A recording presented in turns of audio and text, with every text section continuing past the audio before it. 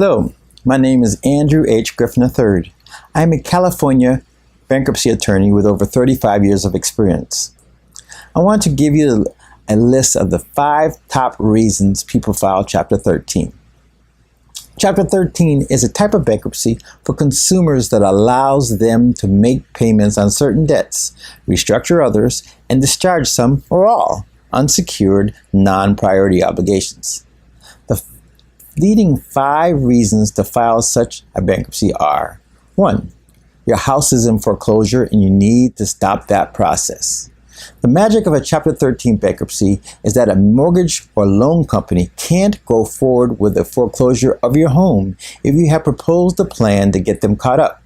Thus, if you are $10,000 behind in your house payments, but can repay the amount over 3 to 5 years, the foreclosure stops. 2. You owe the IRS and they are threatening to garnish your wages.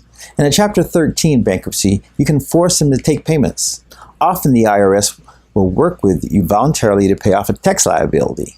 Sometimes, however, the monthly outlays proposed by the IRS are just too large. But in Chapter 13 bankruptcy, you can force them to take payments if you're going to be able to cure the deficiency during the plan. That's 3 to 5 years. 3. You owe more on your first mortgage than the house is worth, and you want your second mortgage or your line of credit to go away. This can happen in Chapter 13 if you owe more on your first mortgage than the house is worth. This is called lien stripping. 4.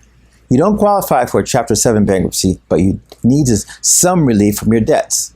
BAPCA, the bankruptcy law that went into effect in 2005, limits individuals seeking to file a Chapter 7 bankruptcy to persons who qualify under the means test.